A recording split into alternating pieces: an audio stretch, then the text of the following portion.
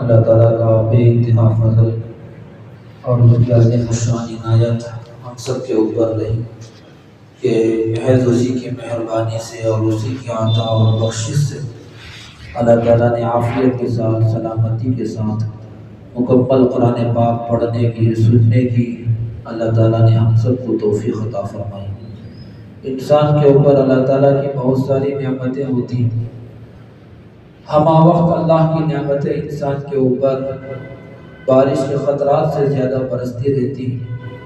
بعض نعمتیں دنیاوی ہوتی ہیں اور بعض نعمتیں دینی ہوتی ہیں۔ دنیا کی نعمت بھی اللہ کی عظیم الشان نعمت ہے، کھانا اللہ کی نعمت ہے، پانی اللہ کی نعمت ہے، مال اور دولت اللہ کی نعمت ہے، اولاد اور گھر اللہ کی نعمت ہے، ہماری سانسیں اور ہماری صحت یہ ساری کی ساری اللہ کی نعمتیں ہیں۔ اگر ان نعمتوں میں سے کوئی ایک نعمت بھی کم ہو جائے تو حالت بدل جائے گی، حالت متاثر ہو جائے گی۔ لیکن دینی نعمتیں دنیاوی نعمتوں کے مقابلے میں بہت زیادہ بڑھی ہوئی ہوتی ہیں۔ ان نعمتوں کا مقابلہ دنیا کی نعمتیں نہیں کر سکتی۔ دین کی جو نعمتیں ہوتی ہیں یہ عظیم الشان نعمتیں ہوتی ہیں، ایمان کی نعمت ہے، اعمال کی نعمت ہے اور عبادات کی نعمت ہے، قرآن پاک کی تلاوت کی اور سننے کی نعمت ہے، ذکر کی نعمت ہے۔ یہ ساری کی ساری نعمتیں عام طور سے لوگوں کے دل و دماغ میں بس یہ تصور رہتا ہے کہ دنیا کی نعمتیں ہی نعمتیں ہیں، وہی دولتیں اصل دولتیں ہیں، وہی راحتیں اصل راحتیں ہیں۔ اس لیے ہمہ وقت آدمی اس کے پیچھے اپنے آپ کو لگا دیتا ہے، اس کو پا کر خوش ہوتا ہے اور اس کو دیکھ کر آدمی خوش ہوتا ہے۔ ٹھیک ہے، خوش ہونے میں کوئی مضائقہ نہیں، کوئی حرج نہیں ہے، اللہ کی نعمت ہے، لیکن مومن انہی نعمتوں پر اکتفا کر کے نہیں رہ جاتا۔ مومن کا کام یہ نہیں ہوتا ہے کہ دنیا کی نعمتیں مل گئیں تو وہ اسی کے اوپر خوش ہو گیا اور اس نے سمجھ گیا اور وہ یہ سمجھ گیا کہ مجھے سب کچھ مل گیا۔ قسم کھا کر کہتا ہوں کہ اگر کسی کو ہفت اقلیم کی بادشاہت بھی نصیب ہو جائے، یعنی 7 جو بر اعظم ہیں ان کی بادشاہت بھی نصیب ہو جائے، لیکن اگر اسے ایمان نہیں ملا تو کچھ نہیں ملا۔ بادشاہت کا تاج اس کے اوپر رکھا گیا، بادشاہت کی کرسی اس کے لیے سجائی گئی، پورے عالم کے اوپر پوری انسانیت پر اسے بادشاہ عطا کر دی گئی، لیکن اس کا دل ایمان سے خالی ہے، اعمال سے خالی ہے، تو پھر یہ ساری کی ساری نعمتیں اس کے لیے وبال جان ہیں، نہ کہ اصل نعمت ہے۔ اللہ کی نعمتیں 2 طرح کی ہوتی ہیں، ہمیشہ اسے ذہن میں رکھنا چاہیے۔ بعض نعمتیں وہ ہوتی ہیں جو شکلاً نعمت ہوتی ہیں لیکن در حقیقت وہ اللہ کی طرف سے ڈھیل ہوتی ہیں، لوگ اسے نہیں سمجھ پاتے۔ بعض نعمتیں شکلاً نعمت ہوتی ہیں لیکن وہ دراصل اللہ کی طرف سے ڈھیل اور استدراج ہوتا ہے۔ وہ کیا کہ آدمی کو خوب مال مل رہا ہے، دولت مل رہی ہے، عزت مل رہی ہے، راحت مل رہی ہے، اسباب جمع ہو رہے ہیں، لیکن ہے آدمی فاسق و فاجر، ہے آدمی گنہگار، ہے آدمی کافر اور بت پرست، یا یہ کہ وہ گناہوں میں مبتلا ہے۔ اب آدمی یہ نعمتیں دیکھ کر خوش ہوتا ہے اور اپنے آپ کو یہ سمجھتا ہے کہ میں بہت ترقی کر رہا ہوں، بہت آگے بڑھ رہا ہوں، میرا بہت اونچا مقام ہے، میرا بہت گریڈ ہے۔ لیکن بھائیو یہ ڈرنے کی چیزیں، فرعون سے بڑا مالدار کون تھا؟ قارون سے بڑا مالدار کون تھا؟ اور نمرود سے بڑا بادشاہ کون تھا؟ قرآن نے ان کا تذکرہ کیا۔ قوم عاد کو اللہ تعالیٰ نے جو قوت عطا کی تھی، قرآن خود یہ کہتا ہے کہ ویسی قوت تم کو عطا نہیں کی گئی۔ وَلَقَدْ مَكَّنَّاكُمْ فِي مَاءٍ مَّكَّنَّاكُمْ، ہم نے ان کو زمین کے اندر ایسا ٹھکانہ دیا تھا کہ ویسا ٹھکانہ ہم نے تم کو بھی نہیں دیا۔ اللہ تعالیٰ نے قوم عاد کا تذکرہ کیا، قوم ثمود کا اللہ نے تذکرہ کیا۔ ان کے پاس باغات تھے، باغیچے تھے، مال و دولت کے بہتات اور کثرت تھی، بڑی بڑی تجارت کی منڈیاں تھیں۔ قوم شعیب کا حال یہ تھا کہ ان کے پاس جو ہے دولت کے خزانے تھے، انبار موجود تھے، لیکن جو چیز اصلاً ہونی چاہیے تھی وہ ان کے پاس میں نہیں تھی۔ اسی بات پر ان کو ناز تھا، اسی دولت پر ان کو غرور تھا، اسی پر اپنے آپ کو وہ بڑا سمجھتے تھے اور یہ کہتے تھے زبان سے، وَقَالَ الَّذِينَ كَفَرُوا لِلَّذِينَ آمَنُوا لَوْ كَانَ خَيْرًا مَا سَبَقُونَا إِلَيْهِ، کہ کافروں نے کہا تھا لِلَّذِينَ آمَنُوا، ایمان لانے والوں سے متعلق، اگر دین میں بھلائی ہوتی تو یہ لوگ ہم سے آگے اس کی طرف نہ بڑھتے۔ دین میں کچھ بھلائی ہوتی تو سب سے پہلے ہم آگے بڑھتے، اس لیے کہ دولت ہمارے پاس ہے، خزانہ ہمارے پاس ہے، عزت ہمارے پاس میں ہے، سیاست ہمارے پاس میں ہے، حکومت اور سرداری ہمارے پاس میں ہے، ان غریبوں کے پاس میں کوئی چیز نہیں ہے۔ اگر دین میں بھلائی ہوتی تو پھر یہ لوگ اس میں آگے نہ بڑھتے، ہم آگے بڑھتے۔ لا حول ولا قوت الا باللہ۔ اللہ کہتے ہیں نحن قسمنا بینہم معیشتہم فی الحیات الدنیا۔ یہ اللہ کی تقسیم ہے، اللہ تعالیٰ نے دنیا کے اندر معیشت کو تقسیم کر دیا ہے، کسی کو مال دے دیا، کسی کو دولت دے دی، کسی کو عزت دے دی، کسی کو راحت دے دی، کسی کو اللہ نے چیزیں نہیں دی۔ لیکن اس کا مطلب یہ نہیں ہے کہ جس کو یہ دولتیں دنیا کی نہیں ملی وہ حقیر ہے، ذلیل ہے، معمولی ہے، اس کے پاس کچھ نہیں ہے، اور جس کے پاس یہ چیزیں موجود ہیں وہ سب کچھ ہے۔ یہ سوچنا غلط ہے، یہ سوچنا غلط ہے۔ یہ اللہ کی نعمتیں ہیں، اس میں کوئی شبہ نہیں ہے، لیکن یہ نعمتیں چھوٹی نعمتیں ہیں، بڑی نعمتیں دین کی نعمتیں ہوتی ہیں، قرآن کی نعمت ہوتی ہے، حدیث کی نعمت ہوتی ہے، اللہ کے دین پر عمل کرنے کی نعمت ہوتی ہے، توفیق خداوندی کی نعمت ہوتی ہے۔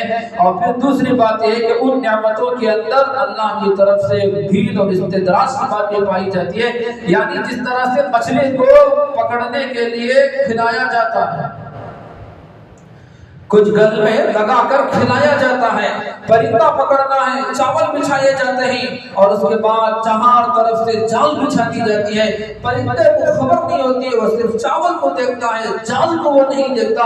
چاول چگنے کے لیے آگے بڑھتا ہے، شکاری شکار کر لیتا ہے۔ بہت سی مرتبہ اللہ کی طرف سے یہ معاملہ ہوتا ہے ان لوگوں کے ساتھ، جو بلکہ سارے کفار کے ساتھ جو ہے اللہ کا تقریباً یہی معاملہ ہوتا ہے، جو کفر پر مرتے ہیں اللہ کو مال دیتے ہیں، دولت دیتے ہیں، اور سیاست دیتے ہیں، حکومت دیتے ہیں، منصب دیتے ہیں۔ وہ یہ سمجھتے ہیں کہ ہم زمانہ ڈگریڈنس اور ہم سے زیادہ اچھا کوئی نہیں، ہم ہی اعلیٰ ہیں، عرفہ ہیں۔ نتیجہ یہ ہوتا ہے کہ یہی ساری چیزیں ان کے لیے ہلاکت کا سامان بن جاتی ہیں۔ لیکن اللہ تعالیٰ ایمان لانے والوں کو ایمان کی دولت عطا کرتے ہیں، علم کی دولت عطا کرتے ہیں، عقل کی دولت عطا کرتے ہیں، اللہ کی محبت کی دولت عطا کرتے ہیں، اللہ کی معرفت کی دولت عطا کرتے ہیں۔ یہ وہ نعمتیں ہیں کہ ان نعمتوں کے اوپر خدا کا جتنا بھی شکر بجا لائیں، کم ایک مرتبہ بھی اگر سبحان اللہ کہنے کی توفیق ہو گئی، خوش ہونا چاہیے، الحمدللہ کہنے کی توفیق ہو گئی، خوش ہونا چاہیے، قرآن دیکھنے کی توفیق مل گئی، خوش ہونا چاہیے، زبان پر قرآن جاری ہو گیا، اس سے بڑی نعمت کیا ہو سکتی ہے؟ اور اگر سینے میں قرآن داخل ہو گیا تو پھر تو کیا ہے؟ اللہ تعالیٰ نے جو ہے یاسین کی اور سورہ طٰہٰ کی تلاوت کی تھی، آسمان و زمین کی تخلیق سے 1000 سال پہلے فرشتے سن کر خوش ہو گئے اور انہوں نے کہا طوبیٰ لأمۃ تنزل ھذا القرآن تنزل علیہا، کہ اس امت کے لیے خوشخبری ہو جس امت کے اوپر یہ قرآن نازل کیا جائے گا، خوشخبری ہو ان زبانوں کے لیے جو اس کلام کو پڑھیں گے، خوشخبری ہو ان سینوں کے لیے جو اس قرآن کو اپنے سینے کے اندر اٹھائیں گے۔ تو اللہ تعالیٰ کی بہت بڑی نعمت ہوتی ہے۔ ایک حدیث میں آتا ہے نبی اکرم صلی اللہ علیہ وسلم نے فرمایا لا حسد الا فی اثنتین، رجل آتاہ اللہ القرآن فهو یقوم به آناء اللیل وآناء النہار۔ حسد سے مراد یہاں رشک کرنا، یعنی آدمی یہ دیکھ کر تمنا کرے کہ کاش کہ مجھے بھی یہ چیز مل جائے، میں بھی اس طرح کا ہو جاؤں، یہ خزانہ مجھے مل جائے، دولت مجھے مل جائے۔ آدمی کے دل کے اندر اس طرح کی تمنائیں پیدا ہونے لگے۔ آپ علیہ السلام نے فرمایا کہ 2 لوگوں سے متعلق ایسی تمنا کر سکتے ہیں۔ کون 2 لوگ ہیں؟ آپ نے فرمایا پہلا وہ بندہ جس کو اللہ نے قرآن کی دولت سے مالا مال کیا اور وہ قرآن کو راتوں میں بھی پڑھتا ہے، دن میں بھی پڑھتا ہے، اس کو دیکھ کر ہم تمنا کر سکتے ہیں اے کاش کہ فلاں بندے کی طرح اللہ مجھے بھی قرآن پڑھنے کی دولت عطا کرے، فلاں کی طرح اللہ مجھے بھی علم کی دولت سے مالا مال کرے، اللہ فلاں کی طرح مجھے بھی دین کی سمجھ عطا فرمائے۔ بندہ یہ تمنا کر سکتا ہے۔ اللہ کے نبی نے فرمایا یہ ہے آدمی دراصل جس کو دیکھ کر رشک کرے اور خواہش پیدا کرے کہ اے کاش کہ میں اس طرح سے ہو جاؤں۔ دوسرا وہ بندہ جس کو اللہ نے مال عطا کیا، مال ہی نہیں بلکہ مال کے ساتھ سخاوت کی صفت عطا کی۔ ہر آدمی جو ہے جو مالدار ہوتا ہے اس کا دل کھلا ہوا نہیں ہوتا۔ بہت سارے لوگوں کو اللہ مال دیتے ہیں لیکن ان کا دل بالکل ٹائٹ ہوتا ہے، اللہ کے راستے میں خرچ کرنا نہیں چاہتے۔ ہاں عیاشی میں خرچ کریں گے، فحاشی میں خرچ کریں گے، گناہ کے کاموں میں خرچ کریں گے، فضول چیزوں میں خرچ کریں گے، اپنی شہرت کے لیے خرچ کریں گے، اپنے مالداری کا اظہار کرنے کے لیے خرچ کریں گے، لیکن اللہ کے دین کے تقاضوں کے لیے خرچ کرنے اپنی طبیعت آمدن نہیں ہوگی۔ ایسے لوگ قابل رشوت نہیں ہیں۔ آپ نے فرمایا وہ لوگ جن کو اللہ مال عطا کرے اور پھر اس مال کے ذریعے سے وہ اللہ کی رضا پانا چاہتے ہیں، اور ان کا ہاتھ صدقہ و خیرات میں، نیکی کے کاموں میں کھلا ہوا ہے، یہاں دین کا تقاضا یہاں خرچ کیا، وہاں دین کا تقاضا وہاں خرچ کیا، جہاں بھی دین کا تقاضا اللہ کے دین کو بلند کرنے کی نوبت آتی ہے وہاں خرچ کرتے ہیں، رشتہ داروں پر، دوستوں پر، ملنے جلنے والوں پر، پڑوسیوں پر، اور سب پر ان کا خرچ کرنے کا مزاج ہوتا ہے، اللہ کی رضا کے لیے، ناموری کے لیے نہیں، شہرت کے لیے نہیں۔ تو ایسے لوگ ہیں کہ جن کو دیکھ کر ہم رشک کر سکتے ہیں، اے کاش کہ میرے پاس بھی ایسا مال ہو تو میں بھی یوں خرچ کر کے خدا کا نزدیک تقرب کا مقام حاصل کر لوں۔ تو میرے حال انسان کے اوپر اللہ کی دو طرح کی نعمتیں ہوتی ہیں، کچھ نعمتیں دنیاوی ہوتی ہیں اور کچھ نعمتیں دینی ہوتی ہیں۔ یہ دین کی نعمت ہے کہ اللہ نے قرآن پڑھنے کی، سننے کی سعادت عطا فرمائی۔ رمضان المبارک کا مہینہ نزول قرآن کا مہینہ ہے، اور اس مہینے میں تراویح کو جو سنت قرار دیا گیا، 20 رکعت تراویح پڑھنا یہ سنت ہے، سارے صحابہ کی سنت ہے، تابعین کی سنت ہے، تبع تابعین کی سنت ہے، اور جو ایک حدیث کے اندر خود اللہ کے نبی کا بھی عمل بتایا گیا ہے۔ اللہ کی نعمت ہے، خوش ہو جائیے کہ اللہ نے آپ کو 20 رکعت تراویح روزانہ پڑھنے کی توفیق دی، رمضان کے روزے رکھنے کی توفیق دی، اس کے دربار میں آنے کی توفیق دی، اس کا کلام سننے کی توفیق دی۔ یہ نعمت اتنی ہے کہ اس کے اوپر اگر آپ ناچنا چاہیں تو ناچ لیجیے، اس کے اوپر خوش ہو کر اللہ کے سامنے سجدے شکر بجا لانا چاہیں تو ضرور بجا لانا چاہیے، اس لیے کہ نعمت عظیم الشان نعمت اللہ ہر کسی کو عطا نہیں کرتے، کسی کافر کو اللہ نے عطا نہیں کیا۔ مسلمانوں میں بھی کتنے لوگ ہیں کہ جو رمضان کی قدر نہیں پہچانتے، قرآن کی کوئی قدر نہیں پہچانتے، ان کی زندگیاں قرآن سے دور ہیں، ان کے کان قرآن سے ناشنا ہیں، ان کی آنکھیں قرآن سے دور ہیں، ان کی زبان قرآن سے دور ہے۔ کتنی بڑی محرومی ہے، اللہ نے جن کو یہ توفیق دی ان کے ساتھ اللہ نے کتنا بڑا احسان کا معاملہ کیا۔ اس لیے اس نعمت کی قدر ہمارے اندر ہونا چاہیے۔ جب نعمت کی قدر ہوگی لئن شکرتم لازیدنکم، اللہ نعمتوں میں اور اضافہ فرمائیں گے۔ جس قدر میں توفیق مل جائے اللہ کی طرف سے بہت عظیم عنایت ہے۔ علماء نے تو اپنی زندگیاں اس کے پیچھے کھپا دی، اہل اللہ نے تو اپنی زندگیاں اس کے پیچھے کھپا دی۔ ہم لوگوں کو بھی کوشش کرنا چاہیے کہ ہم روزانہ قرآن کی تلاوت کریں۔ کوئی دن ہمارا ایسا نہ ہو کہ جس میں ہم نے قرآن کو نہ دیکھا ہو، قرآن کی تلاوت نہ کی ہو، قرآن کی آواز ہمارے کانوں میں نہ پڑی ہو۔ کتنی افسوس کی بات ہے کہ ہماری آنکھوں کے سامنے موبائل تو ہے، موبائل میں تصاویر ہیں، ادھر ادھر کی خبریں ہیں، کانوں کے اندر ادھر ادھر کی باتیں پڑھتے رہتے ہیں، اور جو ہے ہمارا بہت سارا وقت اس کے پیچھے کھپتا ہے، ضائع ہوتا ہے، کوئی ثواب نہیں، نہ دین کا فائدہ نہ دنیا کا فائدہ۔ بہت سارے لوگ تو وقت گزاری کے لیے آج کل موبائل رکھتے ہیں، وقت گزاری کے لیے ضرورت سے زیادہ وقت گزاری، ٹھیک ہے ضرورت کی چیز ہے، لیکن بہت سارے لوگوں نے اسے وقت گزاری کا ذریعہ بنایا ہے۔ آپ ٹرین میں سفر کر رہے ہیں، آپ دیکھیں گے کہ گھنٹے گھنٹے موبائل میں مشغول ہے، کیوں؟ کوئی ٹائم کام نہیں ہے، اس لیے وقت گزارنا ہے موبائل ہے۔ کہیں گئے ہیں پوسٹ آفس میں بیٹھے ہیں، آپ آدھے گھنٹے کے بعد نمبر ہے، موبائل ہاتھ میں کیا ہے، ادھر چیک کیا ادھر چیک کیا، یہ دیکھا وہ دیکھا، خواہ مخواہ کی باتیں ہیں۔ اور کہیں پر 5 منٹ کا وقت مل گیا، ہاتھ میں سے موبائل نکل آیا اور اس کے اندر یہ دیکھا وہ دیکھا۔ لا حول ولا قوت الا باللہ۔ انسان کی زندگی کا ایک لمحہ قیمتی ہوتا ہے، اے کاش کہ ہم ان لمحات کو قرآن کی تلاوت میں لگاتے، ذکر میں لگاتے، اللہ کو یاد کرنے میں لگاتے، تو پھر ہمارے یہی اوقات آخرت کا سرمایہ بنتے اور آخرت کی عزتوں کا، بلندیوں کا ہمارے لیے ذریعہ بنتے۔ اس لیے بھائیو، کوئی دن ہمارا ایسا نہیں ہونا چاہیے کہ جس میں ہم نے قرآن کی تلاوت نہ کی ہو، قرآن کی تلاوت ہم نے نہ سنی ہو، قرآن کو اپنے آنکھوں سے نہ دیکھا ہو، قرآن کو ہم نے اپنے ہاتھوں سے نہ چھوا ہو۔ ہر مومن کو اس کی تمنا کرنا چاہیے، اس کی آرزو کرنا چاہیے، اور صرف آرزو اور تمنا نہیں بلکہ کوشش۔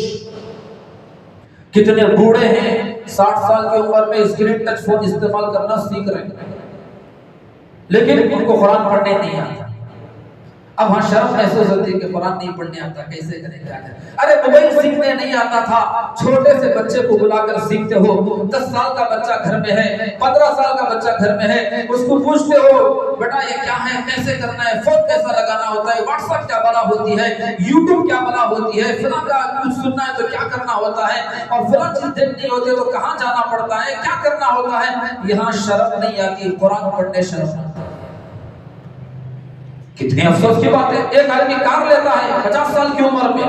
اب 50 سال کی عمر میں کار لیا تو چلانا تو نہیں آتا ہے، جاتا ہے ڈرائیونگ اسکول کو اور جا کر وہاں پر 15 دن تک چھت مار کر پیسے خرچ کر کے 5000 روپے وہ جو ڈرائیونگ سیکھ کر آتا ہے، اس کے بعد شان سے کار چلاتے ہوئے پھرتا ہے. لیکن اسی کو آپ پوچھو تجھے سورہ بقرہ آتی ہے، سورہ آل عمران آتی ہے، سورہ نساء تجھے آتی ہے، سورہ مائدہ تجھے آتی ہے.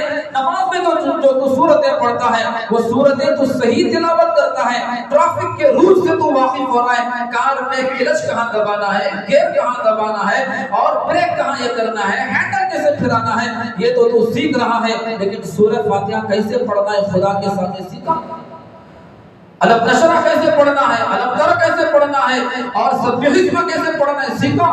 لیکن افسوس کی بات یہ ہے کہ ہم میں سے بہت سارے لوگ اس طرف تو تیار ہو جاتے ہیں، یہاں شرم اور عار کوئی چیز ہم کو مانے نہیں ہوتی ہے، لیکن یہاں اللہ کا کلام پڑھنے کے لیے نہیں آتا ہے تو سیکھنے کے لیے شرم آ جاتی ہے. دو چیزیں آدمی کو علم سے محروم رکھتی ہیں، ایک بڑائی اور دوسرا شرم. جس آدمی کے دل میں بڑائی ہوگی میں کیا سیکھوں، یہ میرے سامنے کا بچہ، ان سے کیا میں سیکھنا، لا حول ولا قوت الا باللہ. یہی تکبر جہنم میں لے جائے. لا يدخل الجنة من كان في قلبه مثقال خردل من كبر. وہ بندہ جنت میں داخل نہیں ہو سکتا جس کے دل میں رائی کے دانے کے برابر بھی تکبر. یہ تو بہت بڑا تکبر ہے. دنیا کی چیزوں میں وہاں جو ہے اپنی شان کو سائڈ پہ رکھتے ہو، اللہ کے دین کے معاملے میں اپنی شان کو لے آتے ہو. دوسرا آدمی کے اندر شرم ہے، عار ہے، کیسا سیکھو، جھجک رہا ہے، حیا محسوس کر رہا ہے، تو یہ آدمی بھی محروم رہے گا. یہاں حیا کو اٹھا کر سائڈ پہ رکھنا پڑے گا، اپنے آپ کو بے شرم بنا کر حاضر ہونا پڑے گا، اللہ کے دربار میں آنا پڑے گا، کسی نہ کسی سے رابطہ کرنا پڑے گا اور سیکھنا پڑے گا. اور جن لوگوں کو ماشاءاللہ قرآن پڑھنے کی نعمت نصیب ہو گئی، دولت نصیب ہو گئی، ان کو آ گیا، ان کے والدین نے توجہ دی، خود انہوں نے توجہ دی، اور ماشاءاللہ انہوں نے کسی سے رابطہ کیا، قرآن صحیح پڑھنا آ رہا ہے. ایک تو قرآن پڑھنا ہے، صحیح بھی پڑھنا ہے. اس لیے کہ حدیث میں آتا ہے، آپ علیہ السلام نے فرمایا رب قارئ یقرأ القرآن والقرآن یلعنہ. بعض تلاوت کرنے والے تلاوت کرتے ہیں، قرآن خود ان کے اوپر لعنت کرتا ہے. صحیح نہیں پڑھتے، ڈھنگ سے نہیں پڑھتے، اس کے اصول اور اس کے گرامرز کا لحاظ کر کے نہیں پڑھتے، تجوید کے ساتھ نہیں پڑھتے، جیسے چاہے پڑھ لیتے ہیں، جس طرح سے چاہے ادا کر لیتے ہیں. اگر ہم اردو میں کسی سے بات کر رہے ہو، لہجہ بگاڑ کر بات کر رہے ہیں تو لوگ کیا کہیں گے؟ لفظ جس طرح سے ادا کرنا اس طرح سے ادا کرنے کے بجائے لفظ کو بگاڑ کر ہم ادا کریں تو لوگ کیا کہیں گے؟ دروازہ بولنے کے بجائے دروازہ بولو تو لوگ کیا سمجھیں گے؟ گھر بولنے کے بجائے گھر میں آ جائیے تو لوگ کیا کریں گے؟ آدمی بولنے کے بجائے ادمی بولو تو لوگ کیا کہیں گے؟ کھانا لانے کے بجائے میں کوئی اور کہوں، سادن کی جگہ صورت کہوں تو لوگ کیا کہیں گے؟ ارے بھئی لوگ کہیں گے، چھیڑیں گے، مذاق اڑائیں گے، کہیں گے کہ تم کو سیدھا تو بولنے نہیں آتا ہے. اللہ کا کلام ہم کو پڑھنا ہے تو ہم کیسے غلط سلط پڑھ سکتے ہیں؟ جب عام الفاظ کو غلط سلط نہیں ادا کر سکتے، عیب ہے، تو خدا کا کلام کیسے غلط سلط پڑھ سکتے ہیں؟ اس لیے صحیح تجوید کے ساتھ قرآن پاک پڑھنا یہ قرآن کا سب سے اولین حق ہے.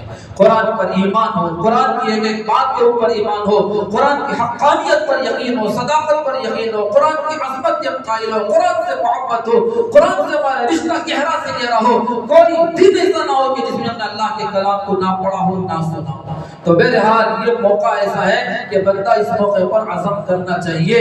آپ حضرات نے ماشاءاللہ شوق کے ساتھ قرآن پاک کو سنا، عظمت کے ساتھ قرآن پاک کو سنا، تفسیر کے اندر بھی آپ حضرات ماشاءاللہ بیٹھتے رہے، توجہ سے سنتے رہے. یہ سب سعادتیں ہیں، لیکن ان سعادتوں کو یہی ختم مت کیجیے، زندگی بھر کے لیے لے لیجیے. ایسا نہیں کہ بس 1 مہینہ سنا اس کے بعد میں ختم ہو گیا قصہ. نہیں، زندگی بھر آپ کو قرآن سے یہی ربط ہونا چاہیے. اب یہ ربط کیسے پیدا کریں گے؟ اس کے لیے یہ ہے کہ روز قرآن پڑھیے. اگر پڑھنا آتا ہے، صحیح تجوید کے ساتھ آتا ہے، پڑھیے. اور اگر قرآن پڑھ رہے ہیں تو نہیں آتا ہے پڑھنا تو کسی سے رابطہ کیجیے. ہر جگہ علماء حفاظ موجود ہیں، اور یہ علماء حفاظ اللہ کی بہت بڑی نعمت ہے. ڈاکٹروں کی قدر ہے، انجینئروں کی قدر ہے، پروفیسروں کی قدر ہے، مالداروں کی قدر ہے، لائروں کی قدر ہے، سب کی قدر ہے، لیکن ان سب سے زیادہ قدر علماء حفاظ کی ہمیں پہچاننا چاہیے، اس لیے کہ یہ ہماری دین کی گاڑی صحیح کرتے ہیں۔ ڈاکٹر میرے بدن کا علاج کرے گا، میری روح کا علاج نہیں کرے گا۔ ڈاکٹر میرے پیٹ کو تو جو ٹھیک کر سکتا ہے وہ گولیاں دے کر، لیکن میرے دل میں خرابی پیدا ہو گئی، اس کے اندر کوئی خناس آ گیا تو وہ خناس ڈاکٹر جو نہیں نکال سکتا، اللہ کا کلام نکالے گا، اللہ کے کلام کو پڑھنے والے سمجھنے والے نکالیں گے۔ تو بہرحال علماء کا مقام و مرتبہ پہچاننا چاہیے، ان کی محبت، ان کی عظمت یہ ایمان کا حصہ، قدر ہونا چاہیے، عظمت ہونا چاہیے، محبت ہونا چاہیے۔ کیوں؟ ان کی قدر اس وجہ سے نہیں کہ یہ زید بکر ہیں، ان کی قدر اس وجہ سے کہ ان کے سینوں میں کلام الہی ہے، اللہ نے ان کے سینوں کا انتخاب کیا، ان کی زبانوں کا انتخاب کیا، انہوں نے اپنی زندگیاں یہاں پر کھائی، لہذا یہ قابل تعظیم ہے، تکریم ہے۔ ہر آدمی کو چاہیے کہ وہ اپنے اپنے جگہ پر رہتے ہوئے جو بھی علماء ہیں، حفاظ ہیں، قراء ہیں، ان کی جو ہے قدر پہچانے اور ان کے ساتھ میں محبت کا، اکرام کا معاملہ کریں۔ ان کی زندگی میں ہو سکتا کوئی غفلت ہو، ان کی زندگی میں ہو سکتا کوئی لاپرواہی ہو، ان کا اللہ کا معاملہ وہ جا کر قیامت میں جواب دے لیں گے، لیکن آپ اس بات کے مکلف ہیں کہ سینے میں قرآن ہونے کی وجہ سے قابل تعظیم۔ یہ قرآن کہیں پھٹ گیا تو پھٹنے کی وجہ سے اسے اٹھا کر پھینک دیتے ہیں، اٹھا کر رکھتے ہیں، تو اسی طرح اگر کسی کے پاس قرآن ہے سینے میں، وہ کسی غلطی میں مبتلا ہے تب بھی قابل تعظیم ہے، کیوں؟ قرآن کی وجہ سے اس کی عظمت۔ ٹھیک ہے وہ غلطی ہے، اس غلطی کی اسے خود اصلاح کرنا چاہیے، اور اگر کوئی بتائے تو قبول کرنا چاہیے، لیکن اس کے سینے میں قرآن ہے اس لیے اس کی عظمت پھر بھی ہے۔ بہرحال یہ باتیں کچھ ایسے ہی ذہن میں آ گئی ہے ختم قرآن کے موقع پر۔ یہ اللہ تعالیٰ کی عظیم الشان نعمت ہے، اللہ کا بہت بڑا انعام ہے، بہت بڑا احسان ہے، جتنا بھی شکر بجا لائیں کم ہے، واقعی اللہ کی عظیم الشان نعمت ہے۔ اللہ تعالیٰ ہم سب کو قرآن سے محبت عطا فرمائے، قرآن سے تعلق عطا فرمائے، ہماری زندگیاں قرآن سے اللہ تعالیٰ مربوط فرمائے، زندگی کا کوئی دن ایسا نہ آئے کہ ہم نے قرآن کو نہ دیکھا ہو، نہ پڑھا ہو، نہ سنا ہو۔ اللہ تعالیٰ ہم کو ایسی عظیم الشان توفیق عطا فرمائے۔